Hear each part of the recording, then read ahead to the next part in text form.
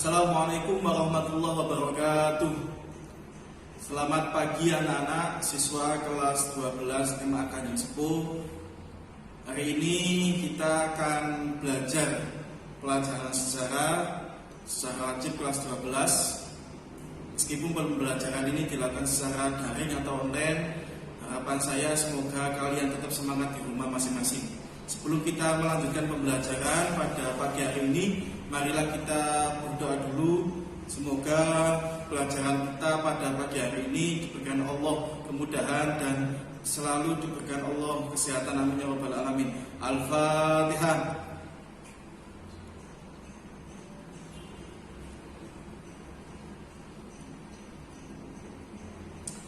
Terima kasih. Pada pagi hari ini saya mungkin akan memberikan pengantar terlebih dahulu, tidak akan banyak memberikan materi. Yang pertama mungkin perkenalan. Insya Allah sampai semua sudah kenal Pak Yusuf, sudah hampir 2 tahun sudah ketemu, insya Allah sudah tahu, sudah semerap, itu silakan dilihat.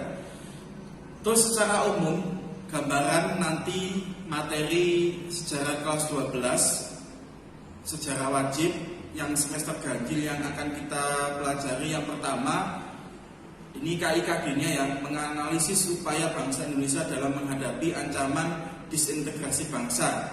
Antara lain nanti ada PKI Madiun 1948, DITII, APRA, Adi Aziz, RS, PRS Permesa, dan G30 SPKI.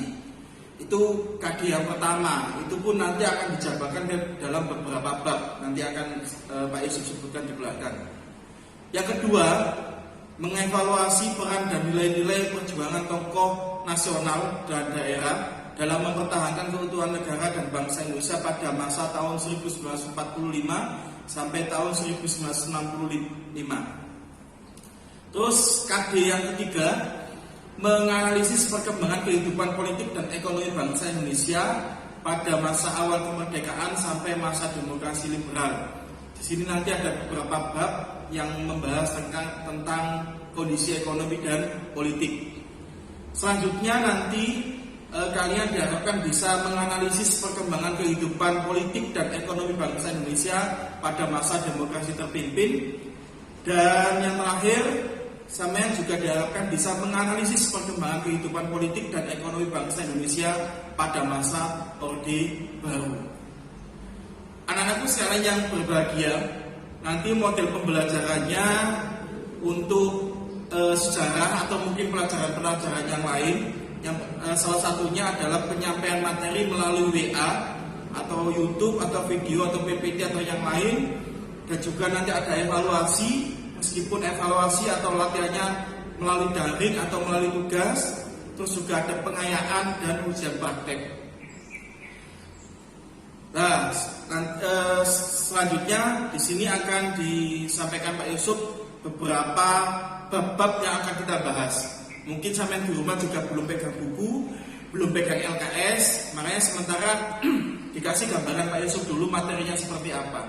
Insya Allah dalam waktu dekat 1 minggu depan, kalau LKS-nya sudah datang, bukunya sudah siap, akan kami sampaikan ke sampean bisa punya buku pegangan. Ada beberapa bab yang akan kita bahas nanti. Bab yang pertama, silakan dilihat ya.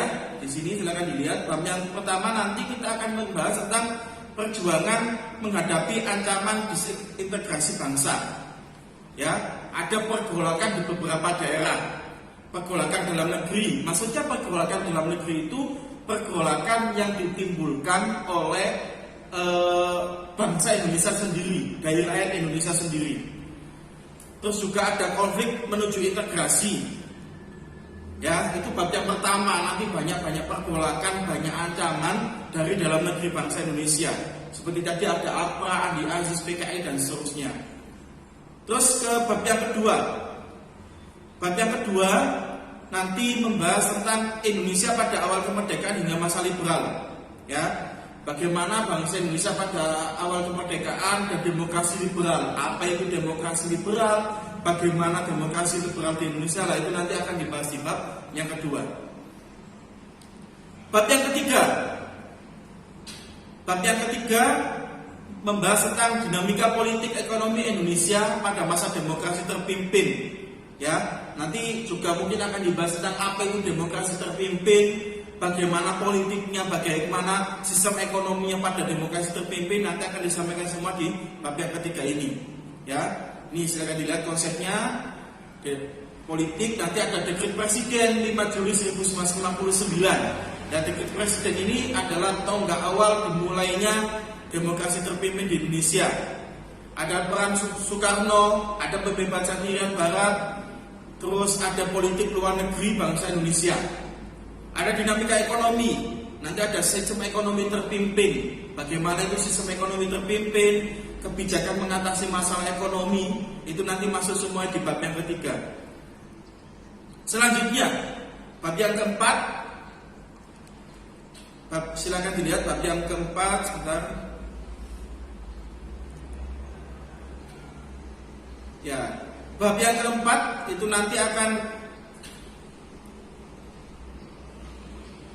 membahas tentang Indonesia pada masa Orde Baru.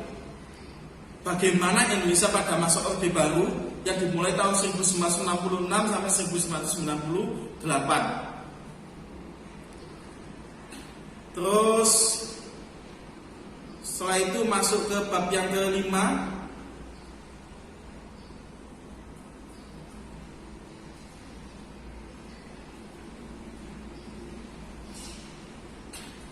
Bab yang kelima, Indonesia pada masa reformasi. Cuma ini nanti bab ini akan disampaikan di semester genap. Nah, di semester 1 nanti sampai akan disajikan bagaimana Indonesia pada awal kemerdekaan, bagaimana perjuangan bangsa Indonesia setelah kemerdekaan, baik melawan penjajah Belanda yang datang kembali ke Indonesia ataupun pergolakan dari dalam negeri atau adanya pemberontakan dari bangsa Indonesia sendiri, sampai nanti demokrasi liberal, sampai nanti demokrasi terpimpin, sampai dengan nanti pergantian antara Orde Lama Soekarno menuju ke Orde Baru Soeharto pada tahun 1965 yang dimulai dengan G30 SPKI sampai resmi menjadi presiden tahun 1967. Nah, itu adalah gambaran umum materi yang akan kita bahas di semester ganjil ini. Nanti semester genap di reformasi dan Orde Baru. Makanya harapan Pak Yusuf sampai di rumah tetap semangat. Kalau misalkan di rumah belum ada buku, belum ada LKS, sementara coba Google atau searching dulu di internet materi-materi yang dibutuhkan apa, kira-kira sumber-sumber yang dibutuhkan apa, biar nanti pada waktu Pak Yusuf menjelaskan materi di pertemuan selanjutnya sampai sudah siap. Yaitu apa? Kita akan membahas tentang pergolakan bangsa Indonesia dalam melawan disintegrasi bangsa. Salah satunya nanti disintegrasi dari luar negeri dan disintegrasi dari dalam negeri. Terima kasih.